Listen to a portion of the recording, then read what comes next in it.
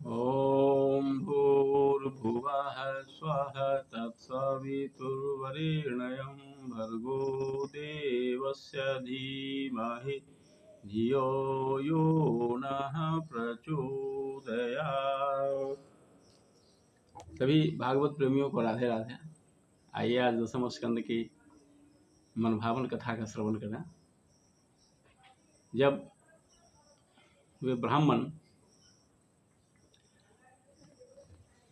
पत्र लेकर श्री कृष्ण के पास पहुंचे तो स्वागत सत्कार के बाद पत्र खोला गया तो पत्र में लिखा था, रुक्मिणी जी ने 7 श्लोकों का पत्र है, जो इसे प्रथम प्रेम पत्र भी कहते हैं। ये सामान्य बोलचाल की भाषा में नहीं, ये दिव्य प्रेम पत्र है। जिसको हम लोग बोलचाल की भाषा में बोलते हैं वह नहीं है, दिव्य प्रेम पत्र है। उसका पहला श्लोक लिखा, 7 श्लोकों में है कुल। उसने लिखा कि श्रुत्वा गुणान भुवन सुंदर शृण्वतां ते निर्विश्य कर्ण विवरैर्हर्तो अंगतापम रूपम दृश्यम दृश्यमताम अखिलार्थ लाभम तो यच्युत विशति चित्तम पत्रपम में 10-52-37 कि मैं आपके गुणों के का वर्णन सुनकर ही आप में मेरा चित्त फंस गया है, चित्त अटक गया है। और अगर आप नहीं आए, उन्होंने निमंत्रण दिया था आने का, अगर आप नहीं आए, मुझसे विवाह नहीं हुआ तो मैं मर जाऊंगी। इधर शिशुपाल की बारात आ गई थी। शिशुपाल बारात लेकर के आ गए थे वहाँ, शादी की सब तैयारी, विवाह की सारी तैयारी हो गई थी। शिशुपाल भी बारात लेकर आ गए थे। चीदी नरेश दमघोष का पुत्र शिशुपाल जनवासे में थी। वहाँ भनक लगी कृष्ण जी के आने का, तो सबके मन में शंका हो गया, क्योंकि जो पापियों का मन हमेशा सशंकित रहता ही है। तो रुक्मी को भी ऐसा ही लगा, शिशुपाल को भी ऐसा ही लगा कि शायद वो युद्ध करने के लिए आए हैं। तो सब तैयार थे कि अगर युद्ध करेंगे तो होगा, अच्छा से युद्ध होगा। उन्हें कुछ ऐसा मन में हो गया था, शंका। लेकिन उन्होंने, रुक्मिणी जी ने ब्राह्मण को सब समझा दिया था कि वहाँ का नियम है कि आखिर आप मेरा अपहरण कैसे करेंगे। वहाँ चारों ओर सुरक्षा रहेगी, बहुत कई देशों के राजा राजकुमार वहाँ आए हुए हैं, सेना को लेकर के आए हैं, तो फिर आप मुझे अपहरण कैसे करेंगे। तो उन्होंने योजना बनाई थी कि एक वहाँ का नियम था कि एक दिन पूर्व देवी पूजन के लिए वे घर से बाहर निकलेंगे, मंदिर में जाएंगे और वहीं से उनका अपहरण कर लिया जाएगा। तो भगवान श्री कृष्ण भी सारी योजनाओं से अवगत थे और इधर उनका इंतजार भी हो रहा था। वो बेसब्री से इंतजार कर रही थी कि ब्राह्मण देवता अभी तक नहीं आए, अभी तक नहीं आए, आखिर क्या हुआ वहाँ। और भगवान कृष्ण तो तैयार थे ही। फिर ब्राह्मण देवता आए, ब्राह्मण देवता ने सब बातें उनको बताई।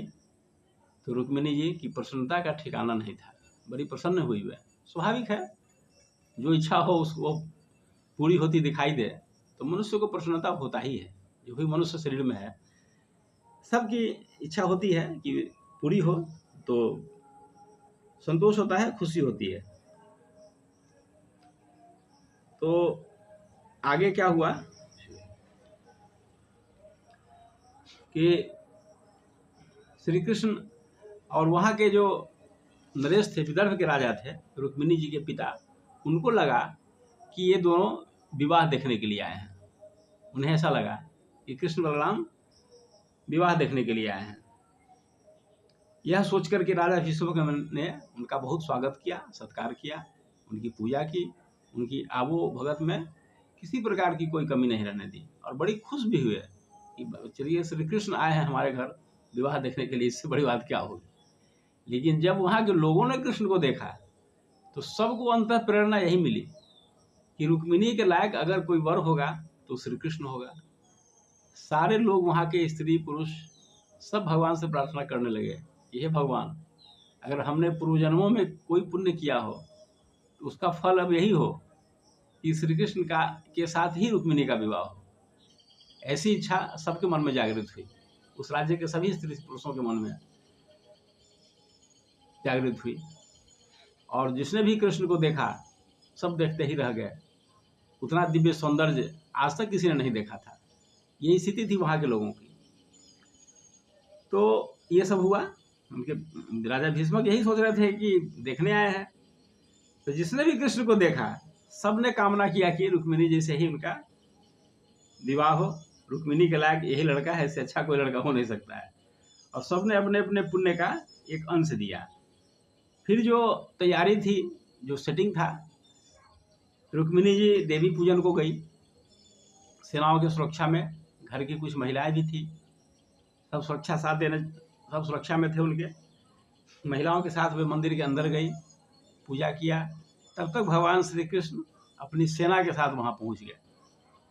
और रुक्मिणी जी तो इंतजार कर ही रही थी कि कब वे आवें, कब हमारा अपहरण करके वे ले जाएं।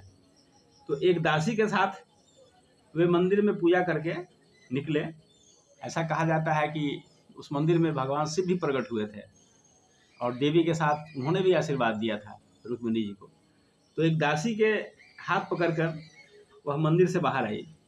जिसने भी रुक्मिणी जी को देखा, उस सौंदर्य को देख करके लोग बेहोश हो गए। वहाँ जो भी सैनिक थे, जो भी सुरक्षाकर्मी थे, सब जो दुश्मन राजाओं के सैनिक थे, रुक्मिणी जी की सुंदरता को देख करके सब अचेत हो गए। और इसी बीच भगवान कृष्ण आए, रुक्मिणी का हाथ पकड़ा और उसको रथ पर बिठाए और लेके चले गए। ये प्रसंग हुआ। फिर आगे क्या हुआ, इसकी चर्चा हम पुनः अगले एपिसोड में करते हैं। आपसे निवेदन कि इस प्रसंग को आप अपने नए बच्चों को भी सुनाएं, समझाएं। धन्यवाद। ओम शांति।